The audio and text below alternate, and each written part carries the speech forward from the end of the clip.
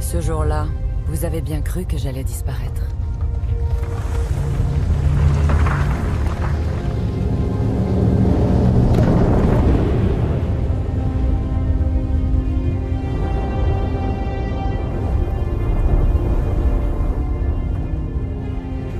Vous étiez là, sidéré, incrédule, silencieux. Je le savais depuis toujours. Vous tenez à moi. Hier encore, vous me croyiez invulnérable. Moi, la vieille reine des cathédrales, fille de la patience et du génie des hommes. Ce phare dressé à la proue de l'île de la Cité. Ce vaisseau lancé dans la tempête des siècles. À l'heure où mon avenir est entre vos mains, 1000 souvenirs me reviennent. C'était il y a plus de 800 ans. Mes bâtisseurs me sortaient de terre. Dans ce Moyen-Âge fabuleux, je devais surpasser tout ce qui existait.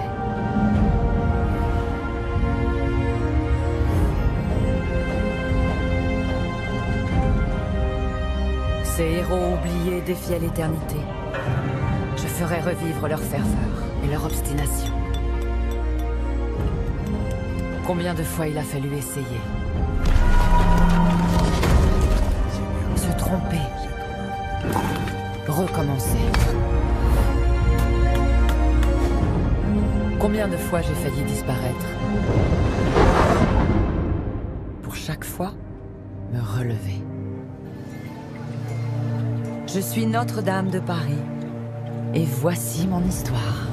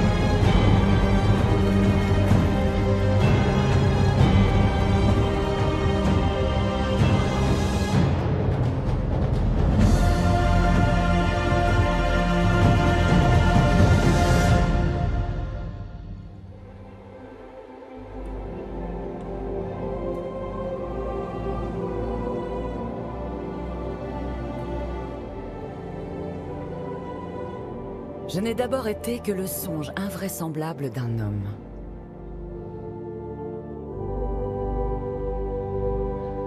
La vision éblouissante d'un modeste fils de bûcheron devenu évêque de Paris, Maurice de Sully, qui avait la folie de croire en ses rêves. In nomine Patris et Filii et Spiritus.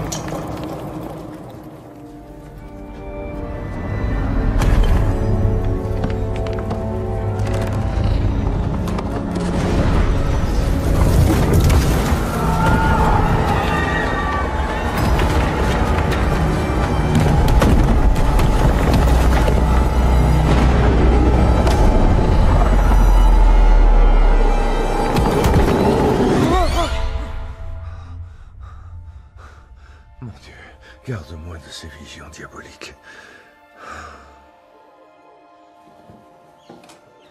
Les angoisses de Maurice de Sully ne sont pas infondées. Nous sommes à Paris en 1160, et son rêve de cathédrale est bien trop grand pour son époque.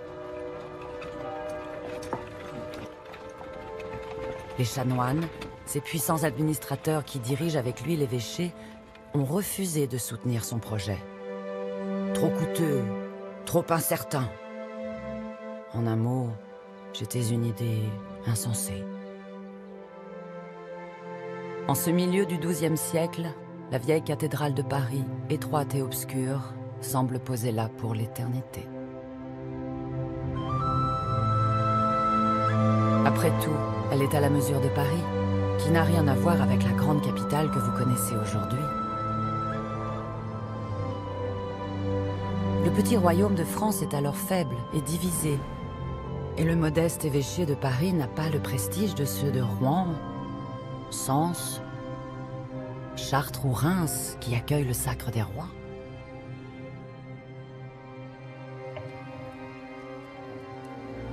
Maurice de Sully aurait dû se rendre à l'évidence. Mon heure n'était pas venue. Mais il n'y avait rien à faire. J'occupais ses jours et je hantais ses nuits. Frêle silhouette sur une tablette de cire.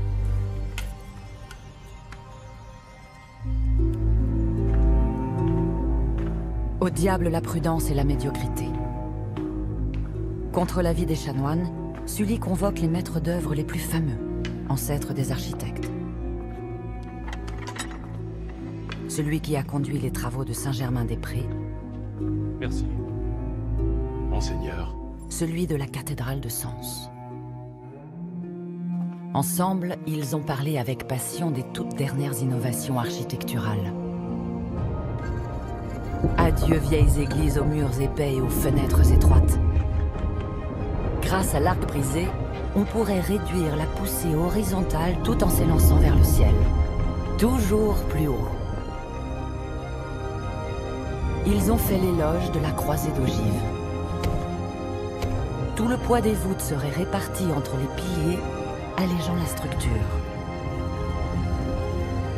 Les poussées latérales seraient absorbées par les arcs-boutants et leurs lourds pinacles. Ces idées révolutionnaires mettaient les rêves de lumière à portée de main. Mais à chaque fois que Maurice de Sully a évoqué les dimensions de sa cathédrale, tous lui ont fait la même réponse. Ça ne tiendra jamais. Dois-je comprendre que vous non plus, vous ne relèverez pas ce défi? Je regrette, monseigneur. Eh bien, je trouverai un maître d'œuvre un peu moins timoré.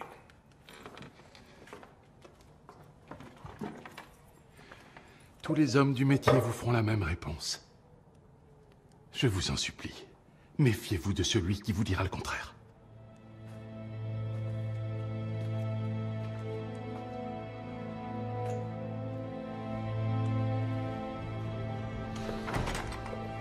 Maurice de Sully n'avait jamais été aussi seul.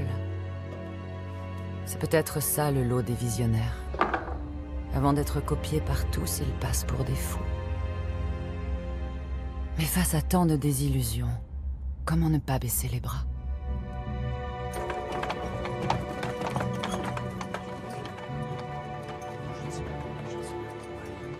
L'évêque est-il souffrant? Ça fait 2 jours qu'on ne le voit plus à l'office. Pas non plus au palais. L'évêque a disparu.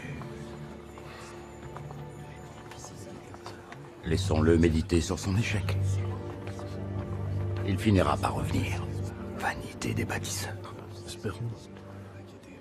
Pierre le Chantre peut savourer sa victoire. Ce chanoine brillant et austère aura eu raison du projet de Sully.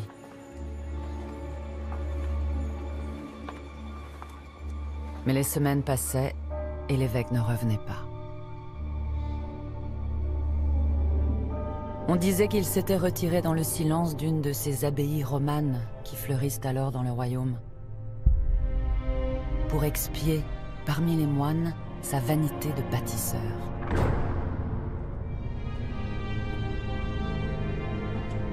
Sous les modestes voûtes en berceau, inspiré par une douce lumière, il aurait médité sur l'humilité qui sied à un bon chrétien. Mais Sully était ailleurs. Et il ne méditait pas.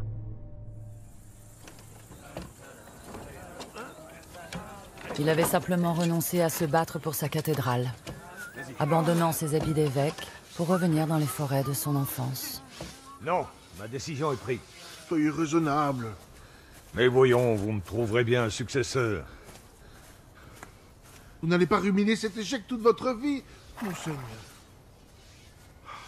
C'était bien plus qu'un échec. C'était un deuil.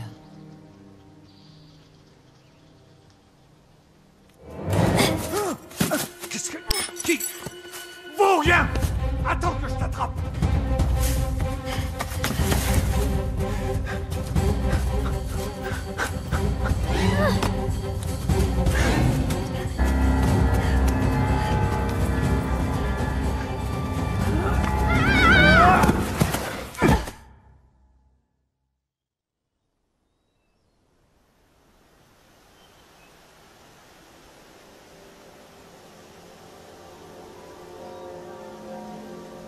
Les arbres dessinaient les voûtes d'une immense cathédrale.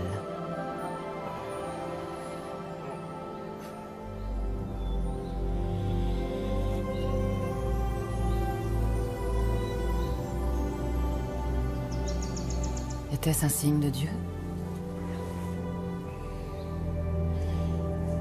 Ou la forêt de son enfance qui lui adressait un message? Peu importe. Car ce jour-là, mon destin a basculé.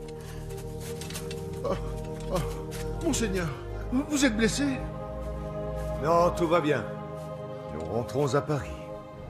Je retrouvais mon évêque bâtisseur, et avec lui, le petit voleur par qui l'espoir était revenu. Sully se battrait jusqu'au bout.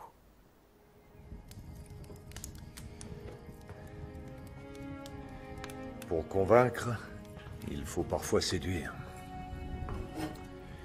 Je crois que cette maquette fera son effet. Qu'en dis-tu, Étienne? Il faudra combien d'années pour la bâtir? Le temps d'une vie. Mais nous n'en sommes pas encore là. J'ai écrit à l'abbaye de Saint-Victor. Tu y feras des études. Ne me remercie pas. Ainsi, tu retrouveras le chemin de Dieu. Mon avenir dépendait maintenant d'une maquette en bois. Elle ne devait séduire qu'une seule personne. Le roi de France, Louis VII, qui s'apprête à passer l'hiver à Paris. C'était ma dernière chance. Et quelle sera la hauteur de la nouvelle cathédrale? Sera-t-elle plus haute que la tour de mon palais? Oui, sire. Et toute de lumière. C'est donc la cathédrale qui dominera Paris. Mais c'est...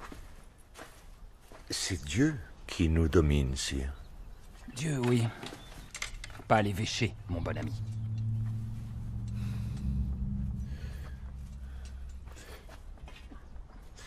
Mais Paris vous appartient, sire.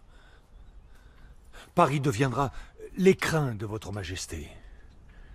Et d'où qu'elle vienne, toute la gloire de la cité rejaillira sur votre couronne.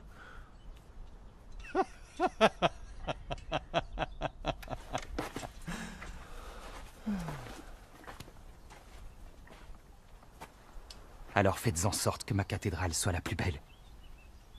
Et qu'aucune ne rivalise en splendeur. La plus belle des cathédrales. Avec le soutien du roi, enfin, tout devenait possible. Mon gigantesque chantier va ébranler toute l'île de France. Mais c'est dans les grandes forêts du bassin parisien que tout commence. Parmi les arbres, que les hommes du Moyen-Âge élèvent comme on fait pousser le blé.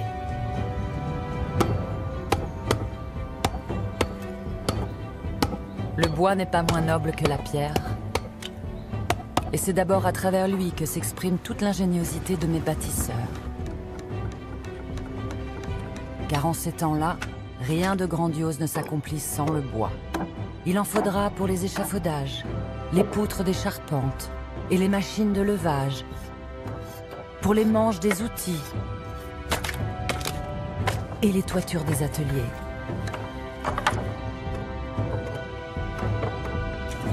Et encore des milliers de tonnes pour que vive l'extraordinaire chantier cathédral.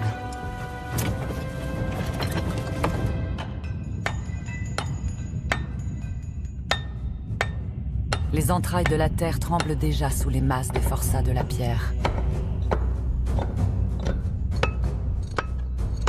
Les maîtres carriers devront en sortir, l'un après l'autre, des milliers de blocs de calcaire.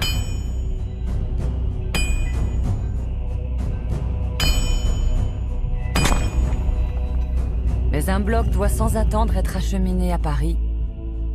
Celui qui sera ma première pierre. Ut sapiens architectus fundamentum sui, alius autem supera edificat.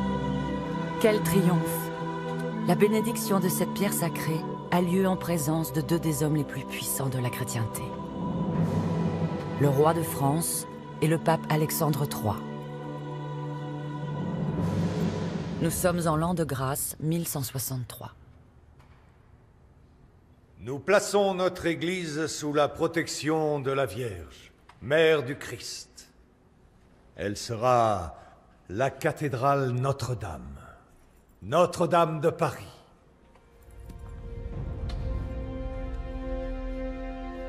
In nomine Patris et Filii et Spiritus Sancti. Amen.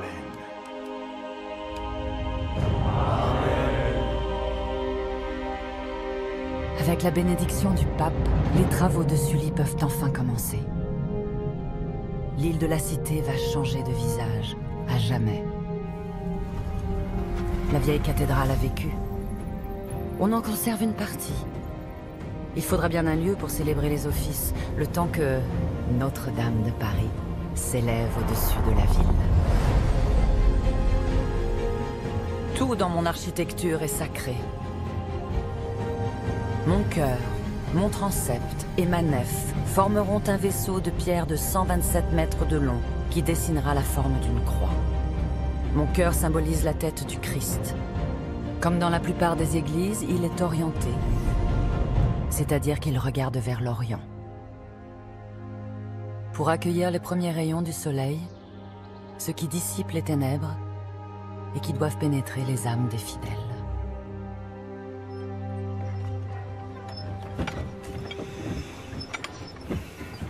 La musique de mon chantier résonne enfin dans tout Paris. Nous sommes en 1164.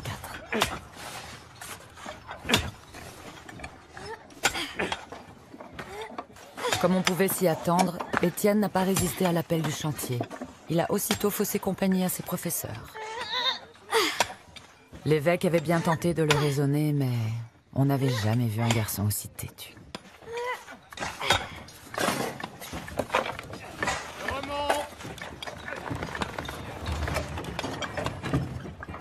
Sully avait confié les travaux à Richard.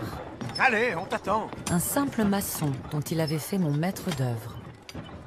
Car il savait que sur un chantier, c'est la main qui est esprit. Vas-y, moustique.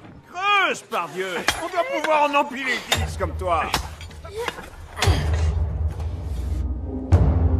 Ces tranchées seront remplies de blocs et de cailloux par centaines de tonnes. Pour former les fondations qui supporteront tout mon poids. Elles s'enracinent à 9 mètres de profondeur. Cette étape est titanesque et cruciale, car rien ne pourra tenir debout sur des fondations fragiles.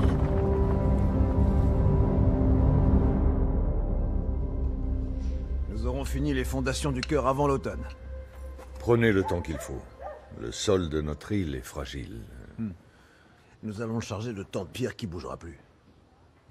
C'est pour les piliers du transept qu'il faudra être vigilant. Les cauchemars de mon fondateur ont laissé place à l'exaltation du bâtisseur. Sully ne pense plus qu'à la taille de mes piliers ou au dessin de mes arcs-boutants. Il en a presque oublié dans quelle aventure périlleuse il s'est engagé, avec des moyens rudimentaires. 1172. 5 années ont passé. 5 longues années de labeur avant que vienne le temps des premières récompenses.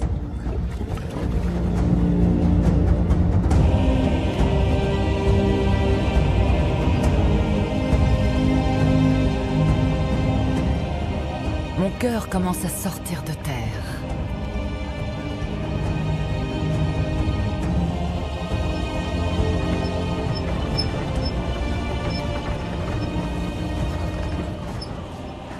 N'imaginez pas le chantier des pyramides. Les bâtisseurs sont peu nombreux, souvent quelques dizaines seulement. Leurs outils sont peut-être rudimentaires, mais leurs gestes sont précis et leur savoir-faire incomparable.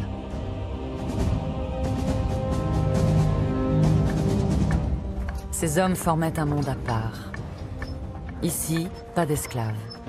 Le moindre manœuvre était rémunéré. Et alors, le Normand, porte rien? À mes pieds s'étend le petit village des loges. Elles abritent les maîtres et les compagnons des 80 métiers nécessaires à ma construction. Ils sont l'élite du chantier, et leur talent se négocie chèrement. Robert, charpentier.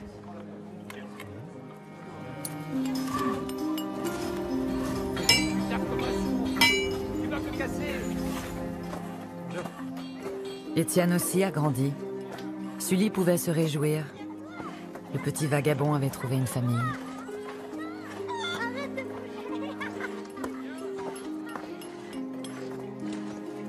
En réalité, il avait trouvé mieux encore. Une vocation.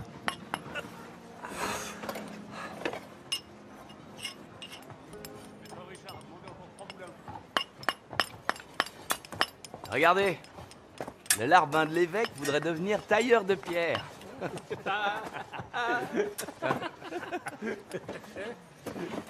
Pourquoi? C'est pas un beau métier? Porteur d'eau?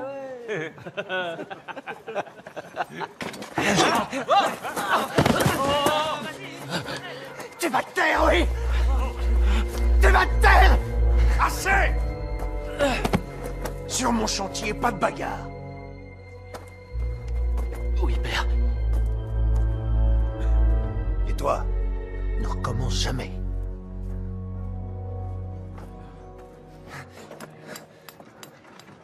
Mais rien ne pourrait décourager Étienne. Il se rêvait en tailleur de pierre. Il admirait les compagnons et jalousait les chanceux qui suivaient les 6 années d'apprentissage. C'est le temps qu'il faut pour distinguer les nuances du calcaire parisien, les notes sourdes des pierres tendres et le son clair du liais ou du cliquard, ces pierres dures qui supportent les pressions extrêmes auxquelles sont soumis mes piliers.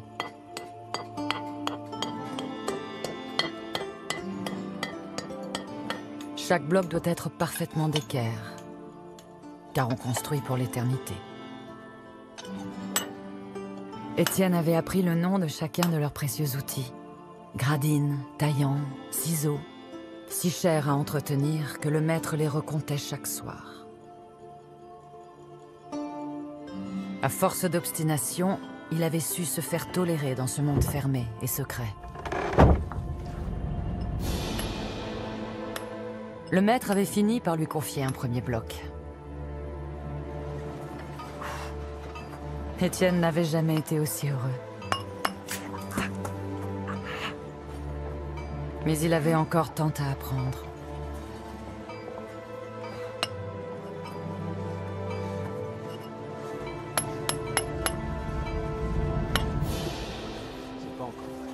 La route de Paul était toute tracée. Il succéderait à son père.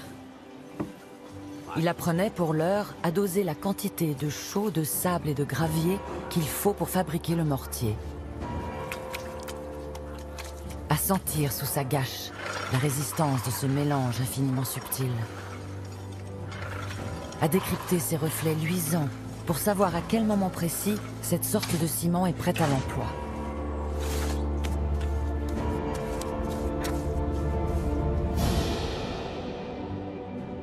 Il en faut des quantités considérables, car le mortier ne permet pas seulement de sceller les blocs de mes parois. Il en remplit l'intérieur, mêlé à des pierres grossièrement taillées. Le mortier semble peut-être moins noble que la pierre. C'est pourtant lui qui donne leur force à mes murs.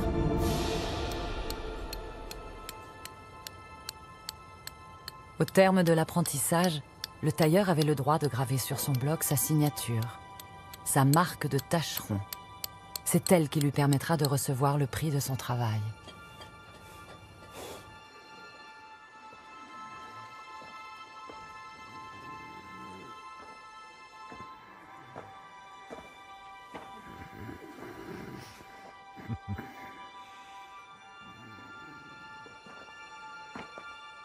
Étienne était doué. Un jour, il serait un grand compagnon.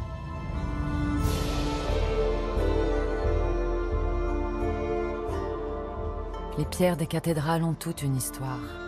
Chacune d'entre elles garde comme un secret le souvenir de la main qui l'a taillée. Je suis faite de toutes ces destinées de bâtisseurs qui patiemment continuent d'élever mon cœur sur 3 niveaux soutenus par de lourds contreforts et des volets d'arc-boutants.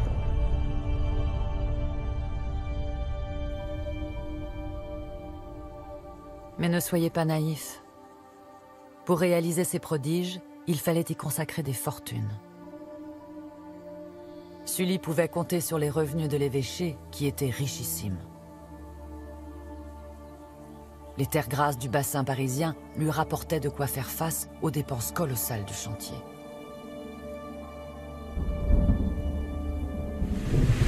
Mais au Moyen-Âge, les caprices du climat se transforment bien vite en calamités.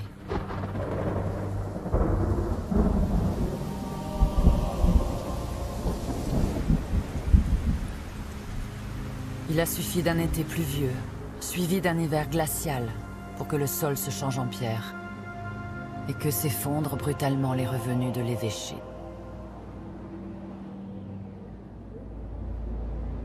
La construction d'une cathédrale était un luxe qu'on ne pouvait plus se permettre.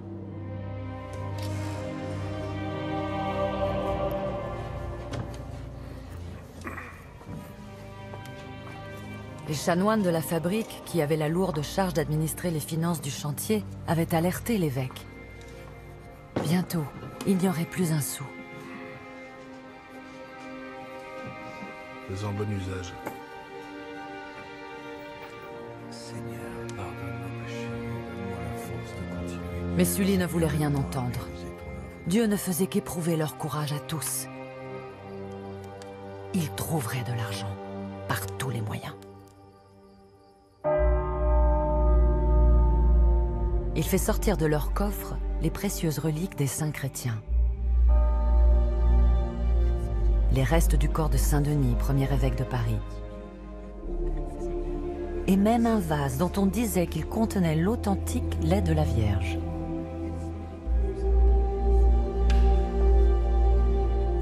Les hommes du Moyen-Âge les vénèrent, et les cérémonies de présentation de reliques sont l'occasion de grandes quêtes. Mais cela ne suffit pas. Et Sully en oublie ses principes. Il ordonne qu'on relance le commerce des cierges. Contre un lourd sac de farine ou quelques pièces, l'Église accorderait le pardon de certains péchés. Ne pas avoir mangé maigre pendant le carême, une relation coupable. Mon fondateur était prêt à tout pardonner pour que les travaux reprennent. Mais ces égarements avaient réveillé de vieux ennemis. Ils seront damnés, ceux qui construisent des églises toujours plus hautes. Car ils oublient que l'église est la maison du Christ. Et que rien ne devrait dépasser sa tête. Pierre le Chantre n'a pas désarmé. Et la puissance de ses prêches faisait trembler jusqu'à mes fondations. Peut-il vraiment rivaliser avec le Créateur? Toi, le pierreux. Approche. Sais-tu seulement ce qu'est le mortier? Réponds. C'est le mélange de chaux et de sable qui permet de sceller les pierres? Faux. C'est la charité. Les piliers. Ce sont eux qui soutiennent le poids des voûtes. Faux. Ce sont les 12 prophètes et les 12 apôtres. C'est la Sainte Bible qu'il faut connaître au lieu de défier le Seigneur.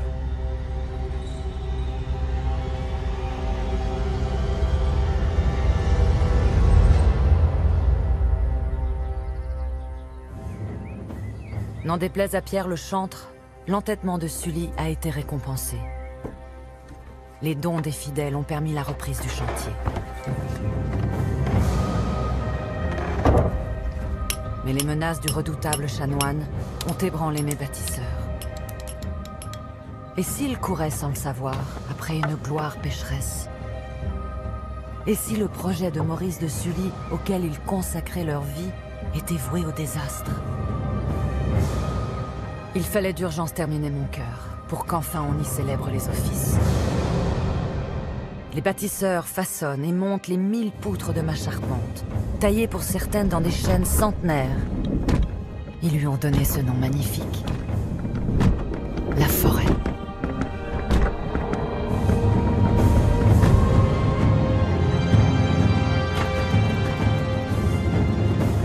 Puis il faut sans attendre protéger l'édifice des intempéries par une toiture faite de grandes plaques de plomb.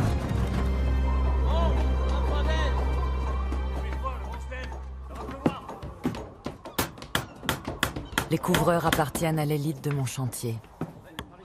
Seuls les plus aguerris ont le droit de grimper sur mes cimes, à 45 mètres du sol. On les appelle les chats.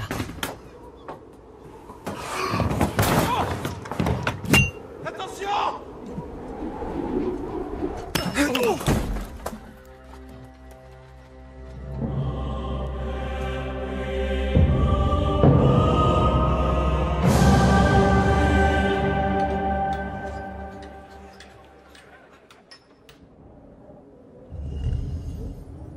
En 1182, 20 ans après le début des travaux, mon cœur résonne enfin des prières des chanoines. Il a été fermé par un mur provisoire. Mais pour mes bâtisseurs, la perspective de voir un jour leur cathédrale terminée s'est définitivement évanouie. J'ai une mauvaise nouvelle. Le pilier sud est en train de s'affaisser. Il va falloir le démonter. Nous n'avançons pas, nous reculons. Il faudrait encore 2 vies pour terminer la nef. Ce sera le privilège de la prochaine génération, si nous redoublons d'efforts. Nous le ferons pour Dieu. Et pour notre ville.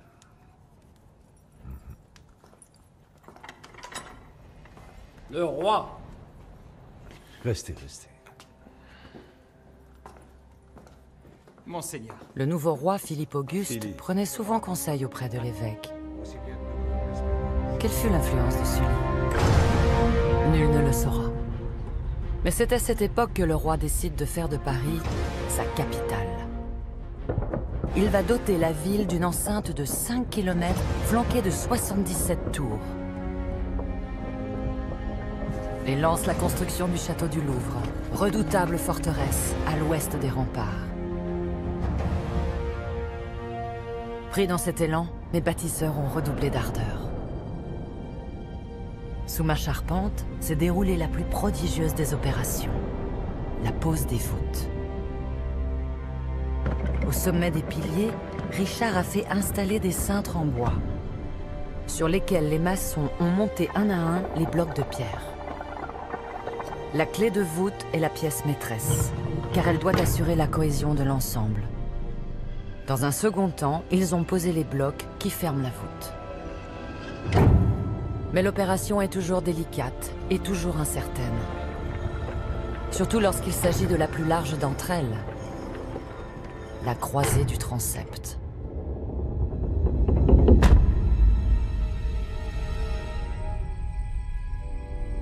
Étienne a ciselé chaque pierre de la voûte pour qu'elle s'ajuste parfaitement aux autres.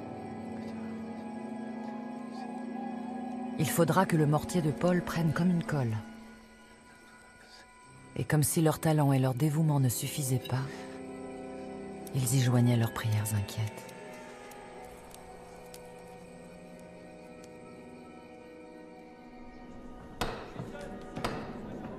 La pose des arcs s'était déroulée le mieux possible. Le mortier avait pris. Ce pont de pierre de 18 mètres d'envergure est suspendu à 39 mètres de hauteur. C'est maintenant l'heure de vérité. Qu'est-ce que vous attendez? On va y aller, tous ensemble. Vous êtes prêts? Prêt, prêt, oui. Rien n'est trop grand ni trop beau pour le Seigneur. Sa maison doit être haute comme le toit du ciel. On y va!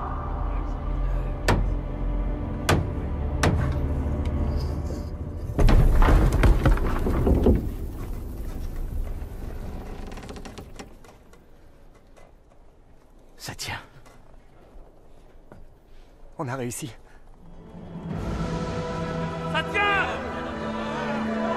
soutien. Hâtez-vous de descendre. On va fêter ça. On arrive. Ça lâche. Non.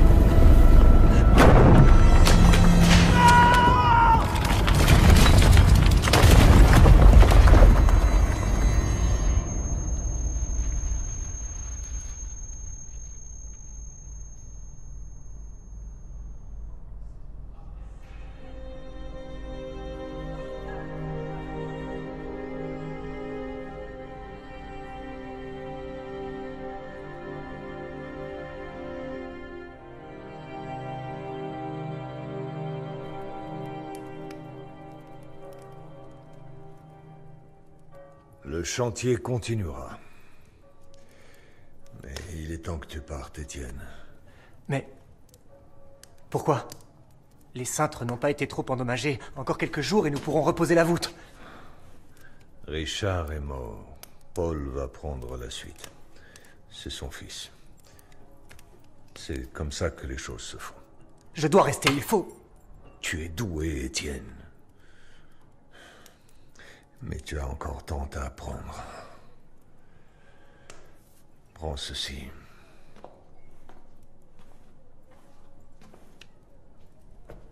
Tu iras de chantier en chantier. C'est la seule manière de progresser dans ton art. J'ai confiance en ta bonne étoile. Ouais.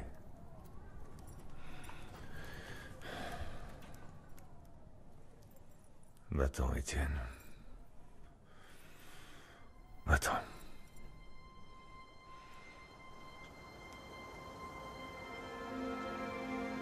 Au Moyen-Âge, les au revoir sont souvent des adieux.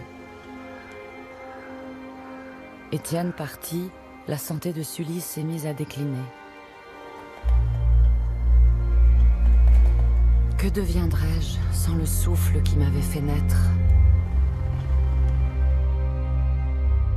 Sentant ses forces lui échapper, le vieil homme s'est retiré dans une abbaye parisienne.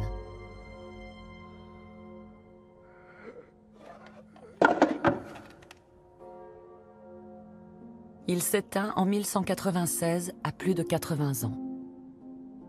J'étais orpheline. Mon fondateur n'a pas vu terminer l'œuvre de sa vie, mais il a réussi quelque chose de plus grand encore. Il avait lancé un petit vagabond sur le chemin des grands bâtisseurs.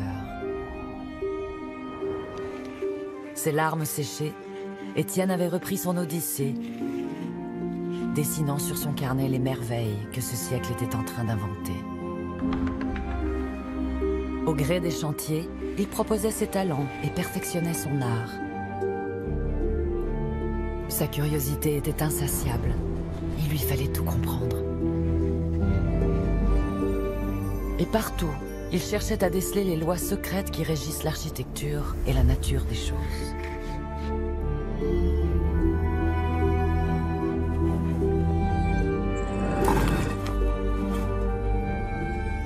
À Paris, la loge des tailleurs de pierre a recommencé à faire entendre sa musique. D'autres compagnons sont venus leur prêter main forte. Le chantier continuait, vaille que vaille. Mon cœur est prolongé par une nef grandiose. Avant de mourir, Sully avait laissé de quoi payer sa couverture de plomb. Sous les ordres de Paul, mon imposante façade commence à jaillir du sol, avec ses 3 portails monumentaux.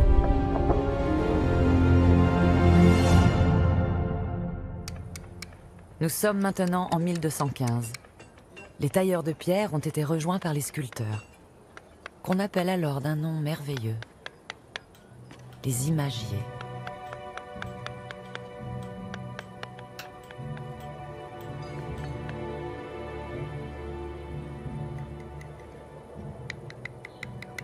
Sous leurs ciseaux, les scènes des saintes écritures commandées par les chanoines se transforment en images d'une grâce infinie.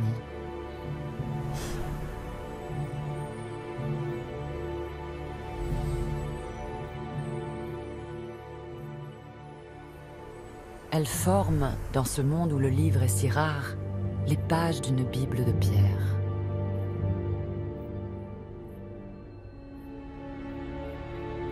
Les poses béates des élus promis au paradis ne sont pas celles qui inspirent le plus les sculpteurs. C'est dans les visions de l'enfer, de ces créatures terrifiantes, de ces corps suppliciés, que s'exprime le génie des imagiers.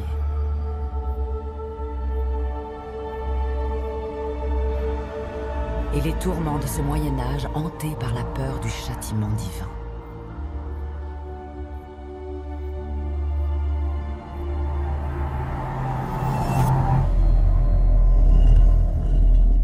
Au printemps 1219, des pluies diluviennes se sont abattues sur Paris. Une fois encore, la Seine est sortie de son lit. Mais là, le fleuve a tout emporté.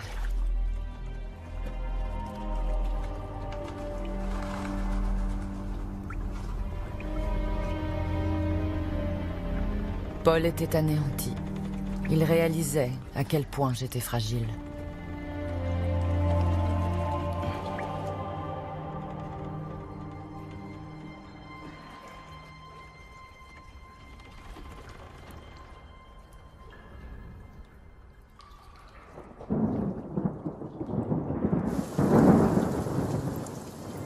Les dégâts les plus spectaculaires ne sont souvent pas les plus graves.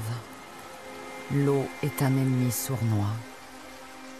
À chaque averse, elle pèse sur mes flancs, coule le long des murs, creusant mes parois, s'infiltrant dans la pierre, et au moment du gel, la fait casser. Je n'ai pas 50 ans, et l'eau me ronge déjà comme une lèpre.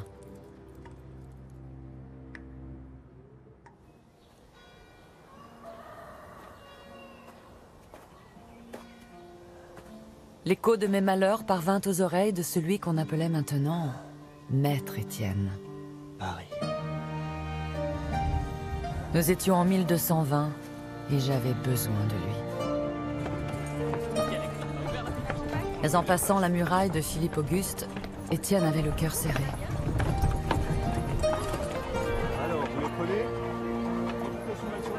Comment ne pas appréhender nos retrouvailles ? Mes fondations avaient été fragilisées par les eaux, au point que le chantier avait dû être interrompu. Il savait tout cela, mais il ne m'avait pas encore vu. Et je faisais tellement de peine à voir.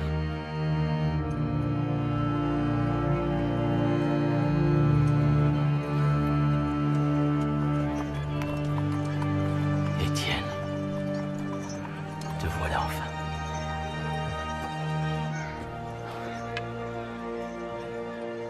Au travail. Par Dieu. Paul.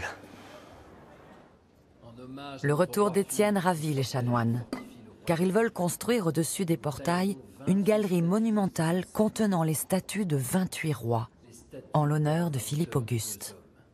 Et il nous les faut dans les plus brefs délais. Cela vous paraît faisable ?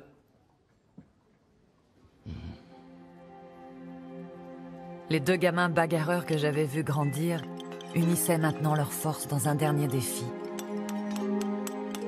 Sous les ordres d'Étienne, les meilleurs imagiers sculptaient les énormes blocs de calcaire. Pour chaque roi, il fallait compter 1 mois de travail. Sous les ordres de Paul, la galerie fut rapidement construite. Les lois de la perspective seront établies 2 siècles plus tard, mais Étienne en maîtrise déjà les codes. Il demande aux sculpteurs de faire aux statues un corps plus long que nature et une tête plus grosse. Vu du sol, 15 mètres plus bas, les rois retrouveront leur juste proportion. À la nuit tombée, Étienne mène un autre combat contre les ravages de la pluie. Pour évacuer les milliers de litres d'eau qui s'abattent à chaque averse sur mes toits, il imagine de creuser le sommet des arcs-boutants, les transformant en gouttières, elles-mêmes raccordées à un vaste réseau de rigoles. À leur extrémité, des gargouilles recracheront l'eau à distance pour préserver les murs. Cette invention géniale me sauvera la vie.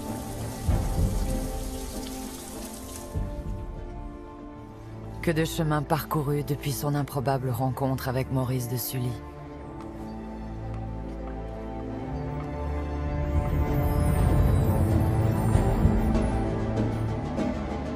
Ma robe de pierre n'a pas toujours été blanche. Les façades de mes bâtisseurs étaient éclatantes de couleurs.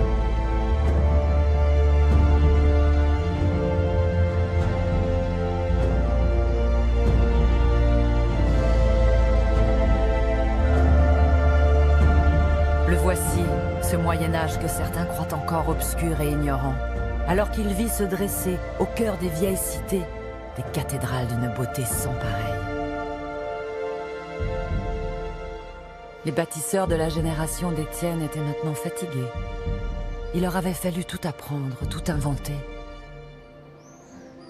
Ils m'avaient consacré leur vie. Hé!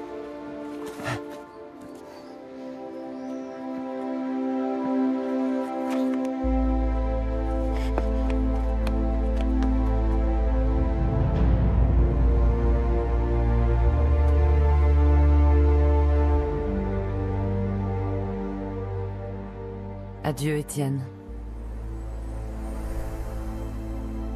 Merci à vous, mes compagnons de la première heure. Mais d'autres bâtisseurs ont déjà pris le relais. Ils se lancent dans des travaux gigantesques, car pour construire le réseau d'évacuation des eaux imaginé par Étienne, il faut déposer ma toiture et rehausser les murs de 2 mètres. Ils en profitent pour transformer les petits toits des terrasses et remanient les arcs-boutants. Ma charpente est intégralement remontée. 1200 tonnes de bois et de plomb qu'ils couronnent d'une flèche. Voulant améliorer le projet de Sully, ils transforment mes petites fenêtres en verrières élancées, que les autres cathédrales s'empresseront d'imiter. Et bien sûr, ils élèvent enfin mes 2 tours, à 69 mètres du sol. Bien plus haut que celle du palais du roi. À la fin des années 1230, j'ai enfin la silhouette que vous connaissez bien. Celle que Maurice de Sully dessinait, 80 ans plus tôt, sur une tablette de cire.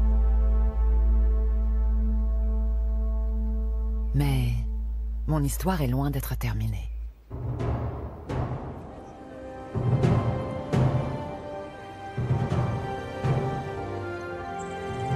C'était écrit. Ce 18 août 1239 aurait dû être mon jour de gloire. Le règne de Philippe Auguste avait été celui de ma construction. Le règne de son petit-fils, Saint Louis, verrait ma consécration. Ce jour-là, le roi très chrétien rapporte à Paris la plus convoitée de toutes les reliques. La couronne d'épines qui aurait coiffé le Christ au moment de la crucifixion.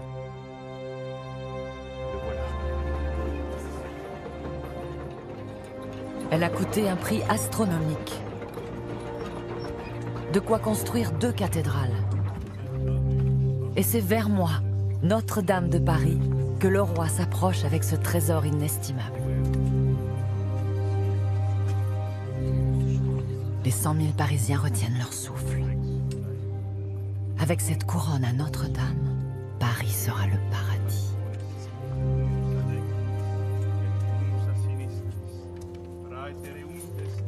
Après avoir été si longtemps dans l'ombre d'autres cathédrales, je me voyais enfin en première dame de France.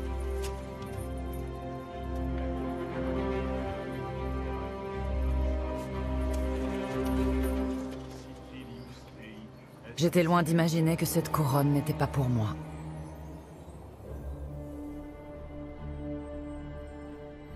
En 6 ans seulement, le roi fait construire la Sainte-Chapelle, à quelques rues de mes tours. Ce sublime reliquaire au mur de verre tient du miracle. La place de la Sainte Couronne est ici. Le roi l'a décidé.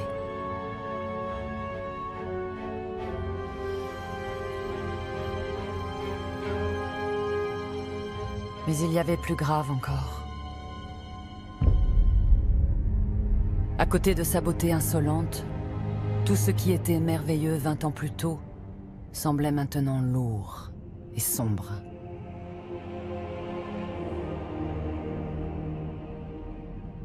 Que restait-il de l'audace de Maurice de Sully, du sacrifice de Richard et du génie d'Étienne? Fallait-il encore une fois reprendre le chantier? Mais où puiser la force de recommencer?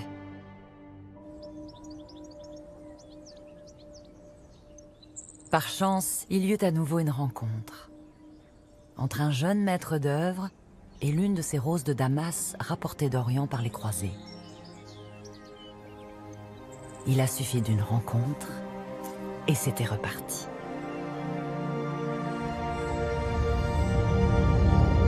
Nous sommes en 1248. Jean de Chelles est bien décidé à surpasser les prodiges de la Sainte-Chapelle, en égalant en beauté la plus parfaite des créations.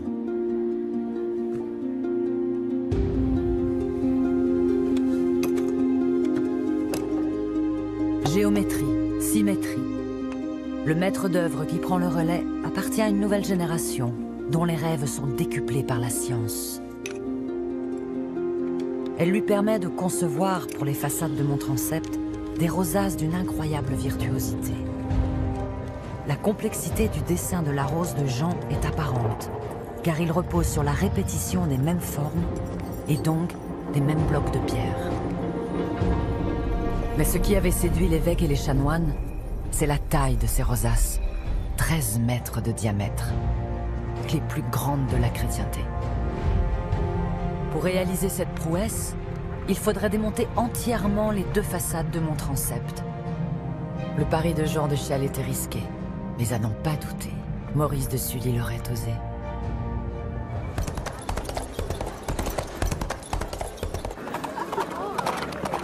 Encore fallait-il trouver les bâtisseurs capables de relever ce défi, car les temps avaient bien changé. L'architecture inaugurée un siècle plus tôt à Paris s'était répandue en Île-de-France où elle avait acquis son nom, Opus Francigenum, c'est-à-dire le style français. Car j'étais maintenant imité partout, bien au-delà des frontières du royaume. Les grandes cités d'Europe s'arrachaient les bâtisseurs français. En 100 ans, ils vont charrier plus de pierres que l'ancienne Égypte.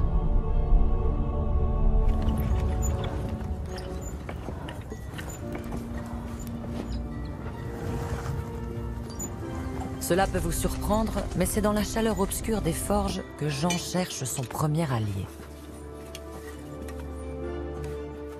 Car il sait que la pierre a épuisé ses ressources, et que plus rien de grandiose ne s'accomplira sans le fer.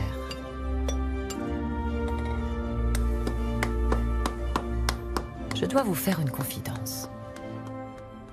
Les belles silhouettes des cathédrales de pierre doivent aussi leur maintien à un corset de métal. Habilement dissimulés, quelques agrafes de fer.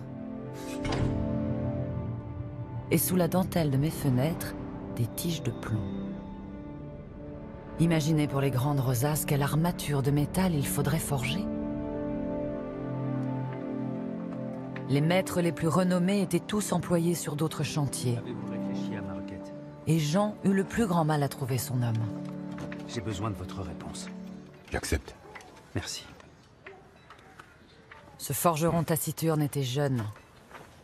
Il avait tout approuvé. Mais pour les vitraux, il faudrait toute la science du plus grand des maîtres, le verrier de la Sainte-Chapelle. Le vieillard terminait sa vie retiré dans son atelier avec sa fille. À son âge, l'aventure n'était pas raisonnable. Mais comment résister? Ma fille viendra chercher les plans à Paris. Merci. Ce sera un chef-d'œuvre. Jean avait ranimé la flamme de mon chantier. Après l'ère de la pierre et du bois, j'allais entrer dans celle du métal et du verre. Il ne faudrait pas seulement rivaliser avec la nature. Il faudrait aller vite pour prendre de court toutes les autres cathédrales. Suivant les plans de Jean, les tailleurs de pierre cisèlent les blocs du remplage qui doivent accueillir l'immense vitrail. Dans la forge de Lubin, les compagnons façonnent les armatures de fer qui permettront à la rose de résister aux assauts du vent.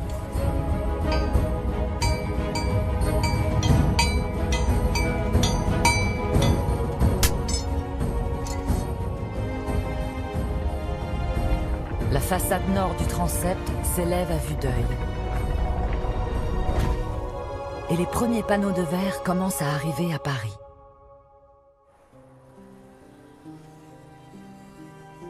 Jamais Verrier n'avait entrepris des défis aussi titanesques. Chaque panneau doit d'abord être dessiné en taille réelle.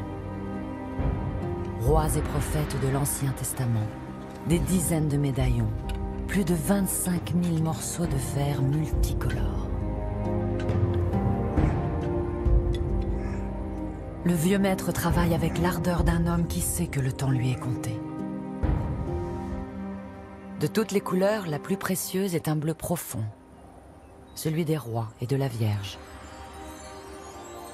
Tiré de la poudre de cobalt, sa formule est jalousement gardée et son prix exorbitant. J'en serai couverte. Colorés par le cuivre, le fer ou le manganèse, les milliers de carreaux sont solidement assemblés à l'aide de baguettes de plomb. Les rosaces devront résister aux tempêtes et aux siècles. Quand les panneaux sont terminés, c'est la fille du verrier qui les convoie à Paris où ils sont montés. Pétale après pétale, ma rose commence à éclore.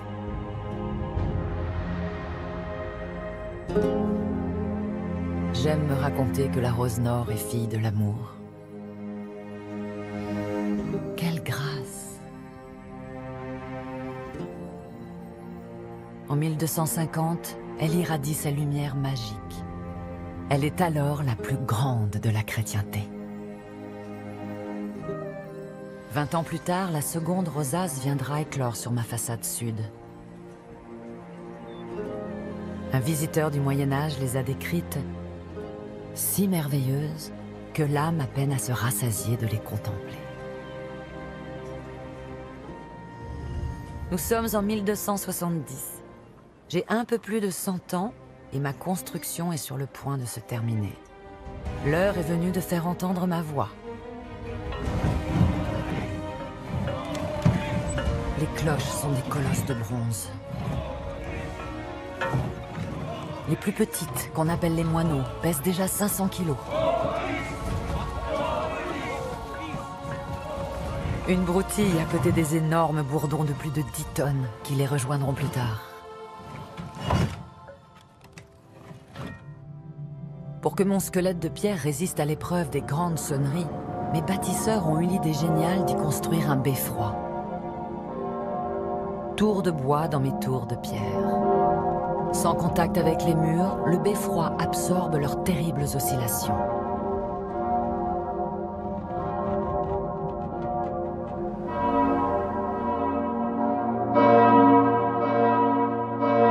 Les cloches sont sacrées. Elles ont toutes été baptisées. Guillaume, Pasquier, Thibaut. Elles chanteront en harmonie le tocsin du danger et la volée des grandes messes.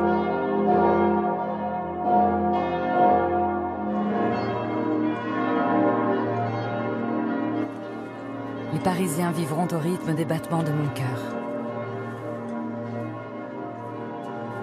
Je sonnerai l'heure du lever, la fin du travail et les grandes heures de l'histoire de France.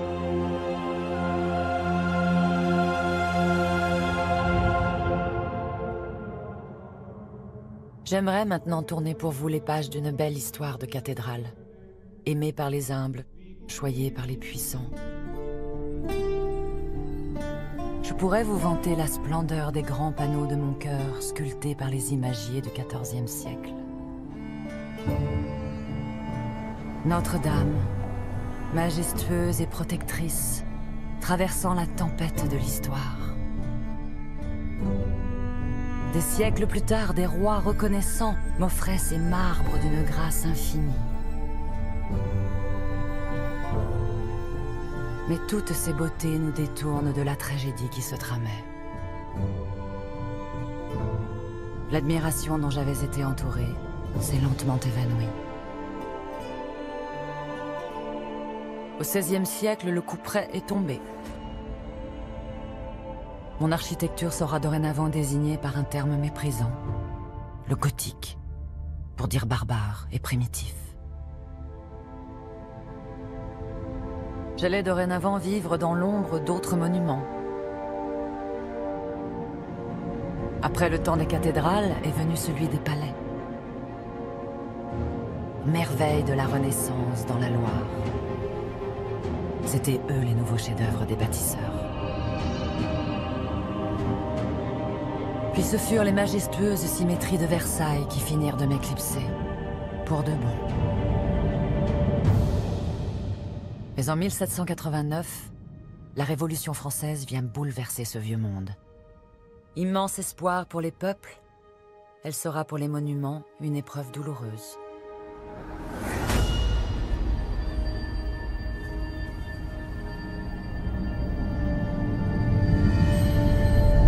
Pour nous autres églises, s'ouvrait une période d'incertitude. On a commencé par déposer mes cloches. La jeune République a besoin de leur bronze pour fondre des canons. Mais il m'a fallu ouvrir les yeux. J'incarnais, moi aussi, ce passé dont la Révolution voulait faire table rase. Pire, j'étais lié à la monarchie, à ce roi dont on venait de couper la tête. En 1793, mon sort est entre les mains d'un certain Varin. Un entrepreneur reconverti dans une filière lucrative, la destruction. Ne croyez pas que j'ai été la victime d'un vandalisme aveugle. Varin obéissait à un programme établi en haut lieu. Il ne devait rester aucun symbole du temps honni des rois et de la féodalité. Le démolisseur avait fait son devis. Tout était chiffré, jusqu'à la remise en état du parvis, qui serait abîmé par la chute des statues.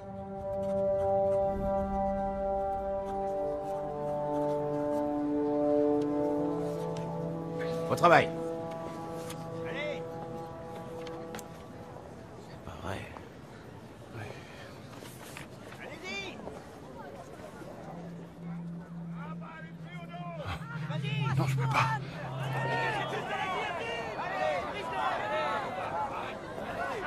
Mais qu'attends-tu, citoyen? Allez! Exécution!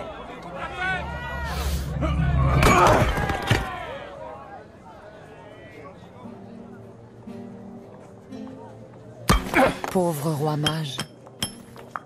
Pauvre Saint-Marcel, décapité. Comme tant d'autres.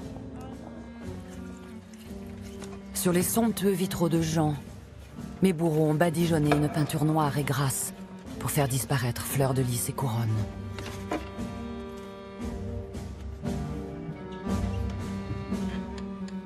Sous l'œil impassible de Varin, s'effaçaient l'art et la mémoire du Moyen-Âge.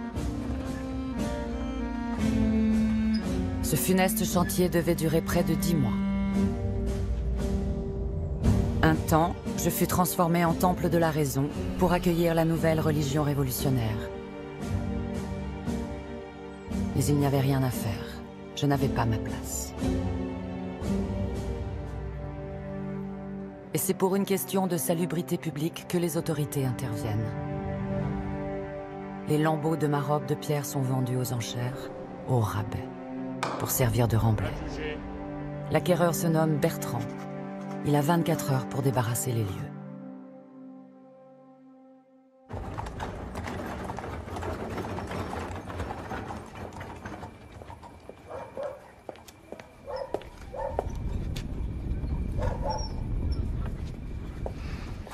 L'histoire nous joue parfois des tours. Allez, du nerf. Nous n'avons plus beaucoup de temps. En cette nuit de l'été 1796, à Paris, la cour d'un hôtel particulier accueille une bien mystérieuse cérémonie. Les vestiges de mes statues avaient atterri entre les mains de fervents royalistes.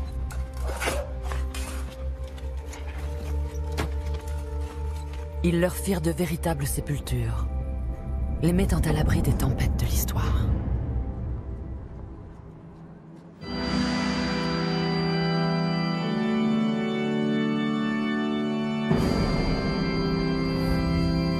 En 1804, j'ai bien cru renouer avec ma gloire passée. 15 000 invités pour un sacre impérial. Car c'est moi que Napoléon avait choisi pour célébrer la cérémonie qui a fait de lui l'empereur des Français. Ce jour-là, j'étais bien la reine des cathédrales. Mais les splendeurs de ce décor furent aussi éphémères que le règne de l'empereur. Et mon état s'aggravait, saison après saison.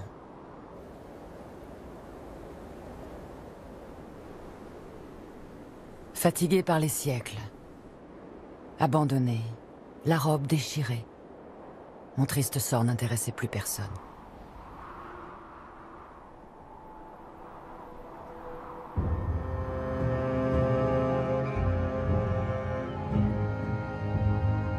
Le retour des rois sur leur trône n'y a rien changé. Après tout, pourquoi aurais-je échappé au destin de tant de monuments antiques ?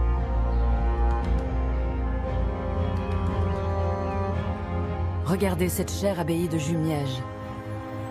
Les ruines aussi ont leur beauté. Elles gardent en elles, comme des fossiles, la mémoire de leur gloire passée. Mais ce 19e siècle ne sera pas mon tombeau.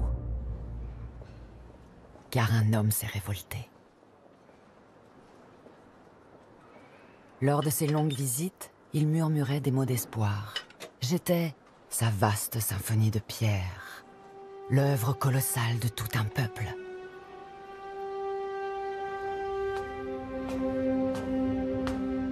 Cet homme indigné par mon malheur n'est qu'un poète, mais il croit à la toute-puissance du Verbe.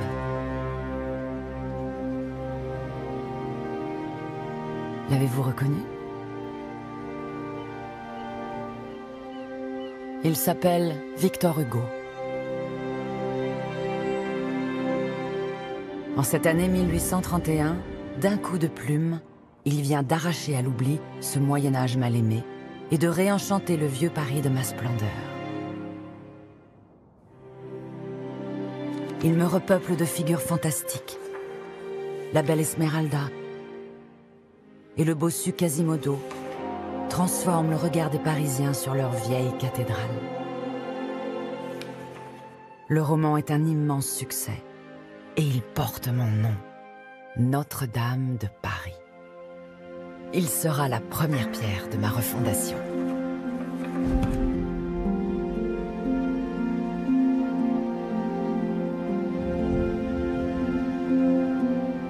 Car en 1844, la toute nouvelle commission des monuments historiques ordonne une grande restauration de la cathédrale de Paris.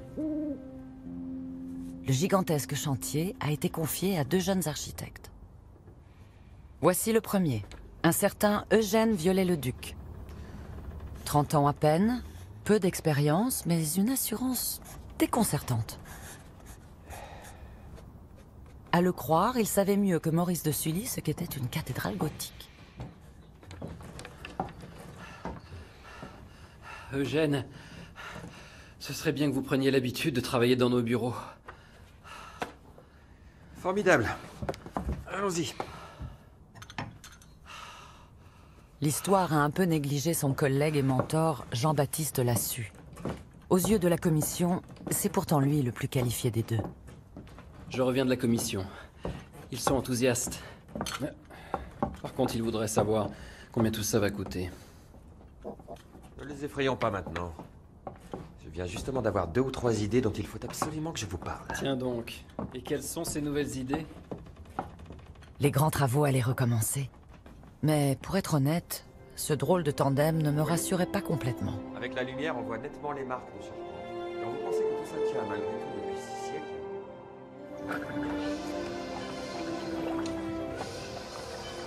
Quel plaisir de retrouver le fourmillement du chantier.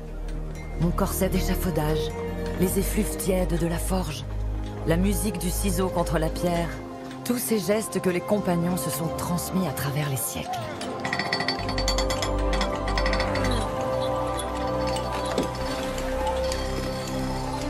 Allez, ça monte!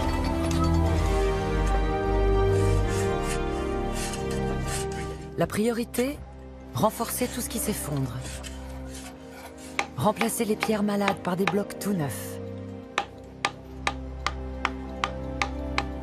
Dans ce 19e siècle si inégalitaire, l'élite des artisans côtoie la foule des manœuvres, qui sacrifient leur santé pour des salaires de misère.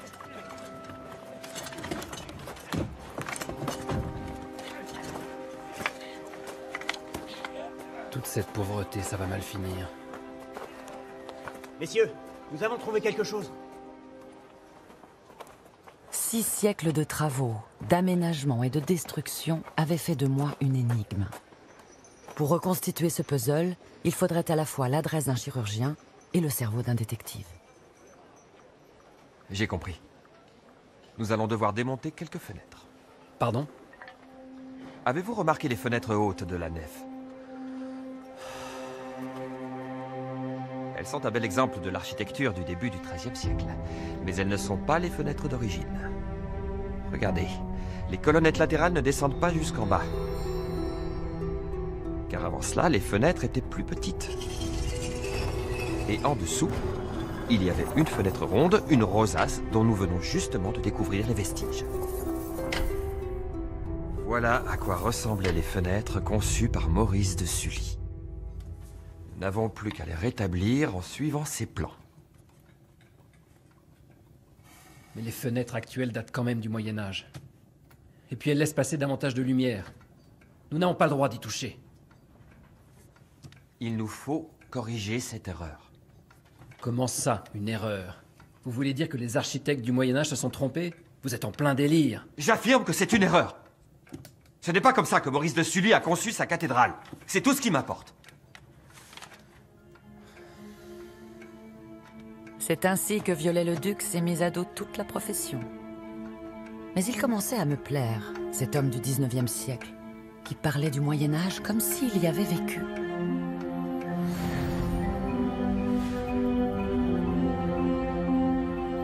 Depuis l'enfance, ce dessinateur génial rêvait de chevaliers, de châteaux forts et d'églises gothiques. Au fil de ses voyages, il avait accumulé un savoir immense qu'il mettait maintenant à mon service pour redessiner les ornementations disparues.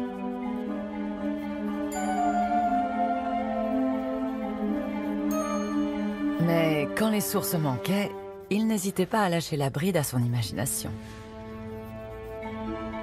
Sa connaissance de l'art gothique était si intime qu'il était persuadé d'en faire ressurgir l'âme à travers ses dessins. Des milliers de dessins.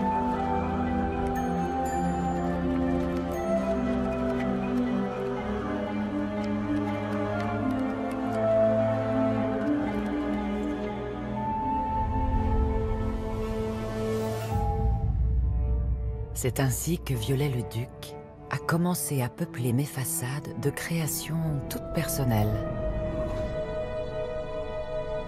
Visage inquiet, bouille renfrognée, gargouille menaçante.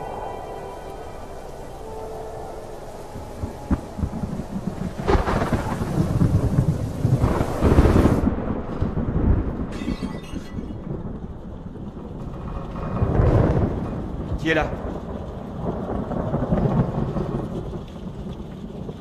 Y a quelqu'un?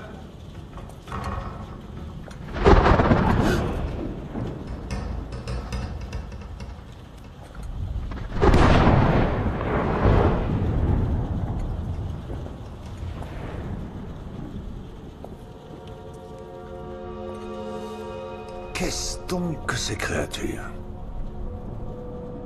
Des sortes de gargouilles? Non. Des chimères. C'est pour orner les garde-corps en haut des tours.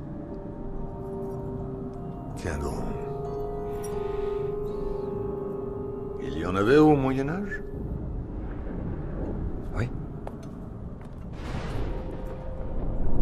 Vous en êtes sûr? Oui. Enfin... certainement. Eh bien... bonne chance, Eugène. Eugène. Eugène. Eugène, réveillez-vous. Vous avez l'air bizarre.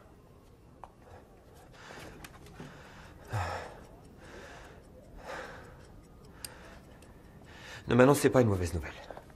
Justement, ça devait finir par arriver. Les ouvriers sont en grève.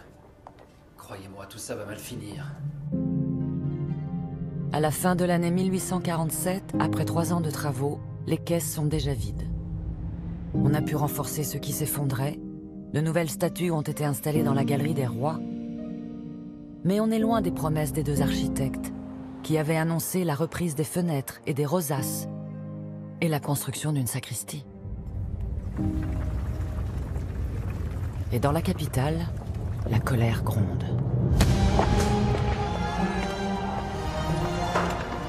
En 1848, poussés par la misère et assoiffés de liberté, les Parisiens se soulèvent une nouvelle fois contre la monarchie.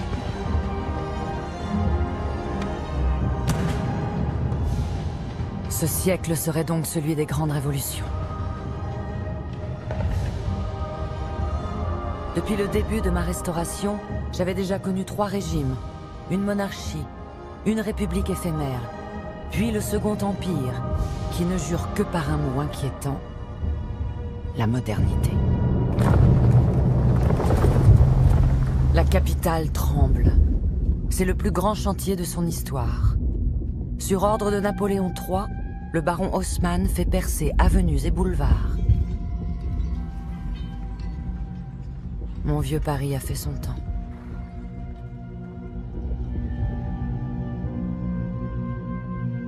Mais dans cette ville nouvelle, qu'allait-on faire de moi?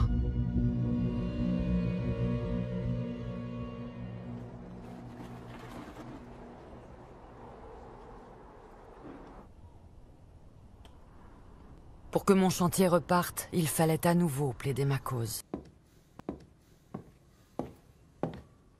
Jusque-là, mes architectes avaient su naviguer habilement au gré des changements de régime. Mais ils n'avaient pas les faveurs de l'Empire. Nous resterons dans l'histoire comme 2 girouettes. Toujours du côté du pouvoir. Mais, Jean-Baptiste, avons-nous le choix? On ne va pas s'arrêter là. Pour séduire l'empereur, Viollet-le-Duc se transforme en décorateur de théâtre. Brocart, dorure, baldaquin de velours, lourde tenture. L'architecte propose de me rhabiller pour que j'accueille les grandes cérémonies impériales. Ses dessins font mouche. Napoléon III et l'impératrice Eugénie s'entichent de ces visions néo-gothiques. La reprise de mon chantier devient une affaire d'État. L'argent qui m'a tant manqué ne sera plus un problème.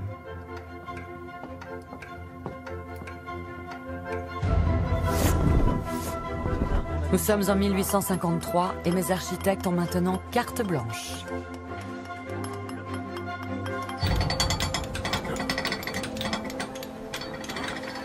N'écoutant plus qu'eux-mêmes, Viollet-le-Duc et Lassus vont intervenir partout. Il n'est pas un bloc, pas un picot, une maille de ma dentelle de pierre qui ne soit passée au crible de leur restauration. En dépit des protestations, les fenêtres des tribunes seront rétablies selon les désirs d'Eugène Viollet-le-Duc. Les arcs-boutants sont intégralement repris et couronnés de pinacles.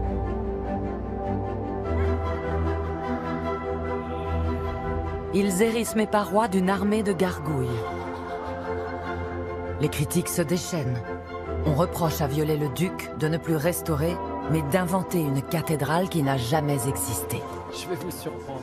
Je verrai bien les statues d'Adam et Ève au niveau de la rosace. Quelle excellente idée. La restauration tourne à l'obsession. Viollet-le-Duc ne se contente pas de renforcer la rose sud, il ordonne qu'on la démonte intégralement et qu'on la fasse pivoter d'un demi-pétale. Il réaménage chacune des chapelles, fait fondre de nouvelles grilles, érige une sacristie dont il conçoit tous les décors peints, chaque meuble, jusqu'aux moindres ferronneries. Et c'est encore lui qui dessine les objets liturgiques, dont le reliquaire de la Sainte Couronne, acheté par Saint Louis, qui m'a finalement été rendu.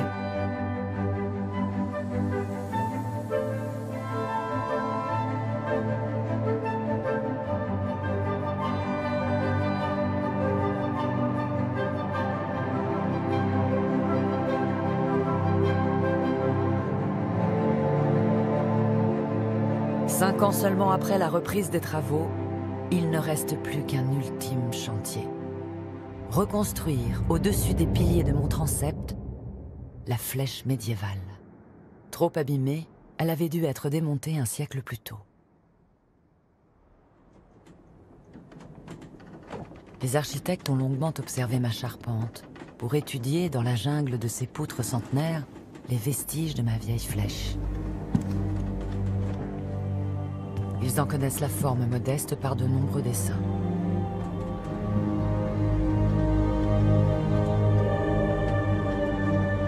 Au regard de tout ce qu'ils avaient déjà accompli, ce n'était finalement pas grand-chose. Le sort en décida autrement.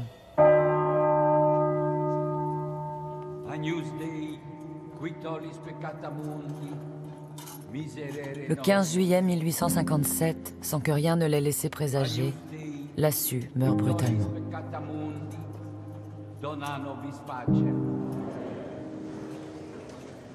Lui non plus ne pourrait pas contempler son œuvre achevée. Ma dette envers lui n'en est pas moins immense.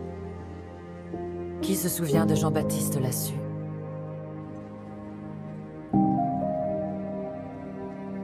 Qui sait reconnaître parmi les rois de ma galerie le visage de ce compagnon généreux et passionné?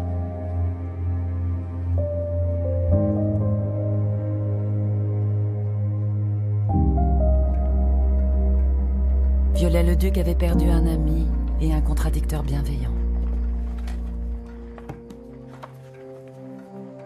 Il ne restait plus que ma flèche à reconstruire. Et mon dernier architecte était seul. Seul face à ce siècle tiraillé entre son goût pour le passé et une soif insatiable de modernité. Mon chantier paraissait anachronique, à l'heure où la révolution industrielle faisait miroiter d'autres prodiges. Où les longues poutres de métal se déployaient en structures aérées. Où les grands dômes de verre commençaient à remplacer les vitraux d'église. Comment résister à la tentation du métal ?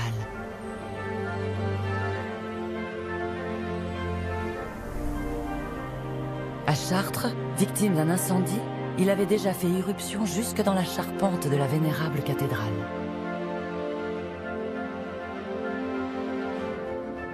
Mais pour Viollet-le-Duc, c'était là une insulte au génie de mes bâtisseurs. Il ferait ma flèche, en bois, comme on les construisait au Moyen-Âge. Mais elle serait d'une grâce et d'une virtuosité dont Maurice de Sully lui-même n'aurait osé rêver.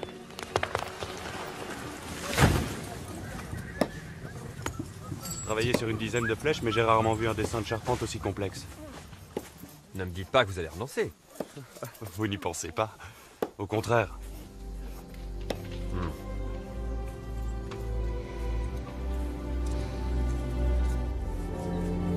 Savez-vous que Maurice de Sully était fils de bûcheron?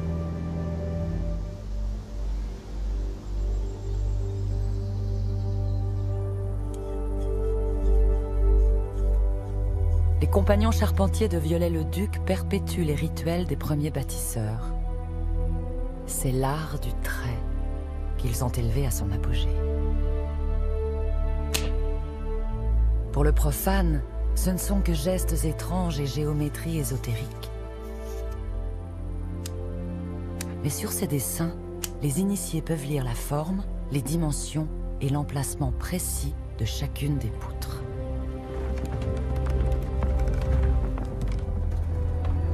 En 1866, 20 ans après le début du chantier, les compagnons de Viollet-le-Duc montent la charpente de ma nouvelle flèche. Sur ces pentes abruptes sont disposés les 12 apôtres, 12 gardiens de cuivre au regard plongé vers le lointain. Tous, sauf un, Saint Thomas, patron des architectes, que Viollet-le-Duc a eu l'insolence de tourner vers son chef-d'œuvre et à qui il a donné ses traits.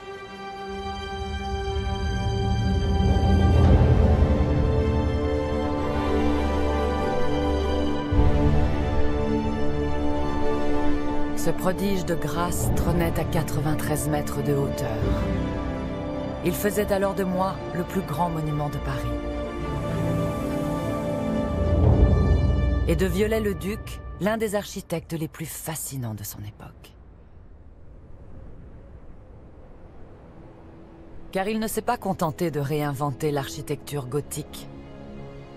Viollet-le-Duc a fait de moi un livre d'images qui va façonner, pour longtemps, votre représentation du Moyen-Âge.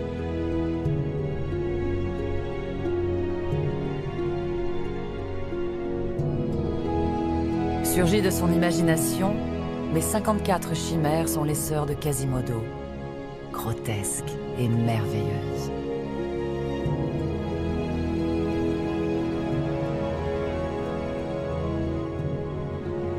Sans trop comprendre ce qui anime le tout-puissant architecte, le public s'emballe pour ces créatures.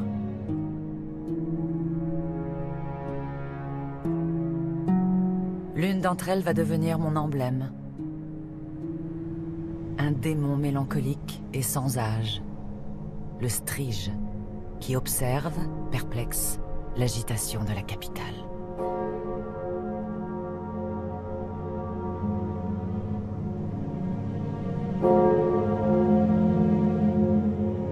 Vous vous demandez peut-être ce que je pense de la grande restauration de Viollet-le-Duc.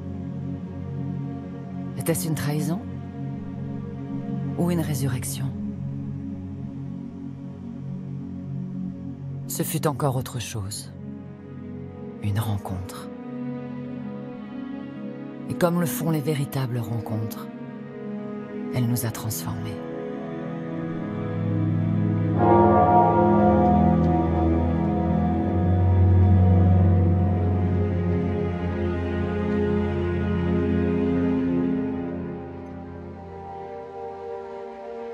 Viollet-le-Duc ne m'a pas seulement rendu à ma splendeur passée. Sa quête intransigeante de beauté et de perfection était aussi un hommage à tous ceux qui l'avaient précédé. À leur génie, à leur courage, à leur audace. Et à leurs rêves, qu'on disait invraisemblables.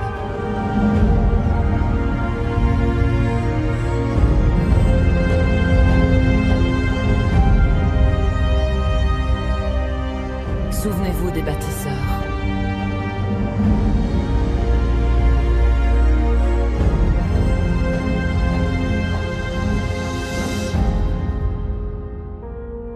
J'ai miraculeusement survécu aux grandes secousses du XXe siècle, pour manquer de disparaître dans un vulgaire incendie. Mais je n'ai jamais été aussi proche de vous. Moi, la vieille reine des cathédrales, je vous rappelle que des hommes ont été capables d'œuvrer ensemble, à travers les générations et les siècles, pour bâtir un monument incroyable, qui les dépassait tous.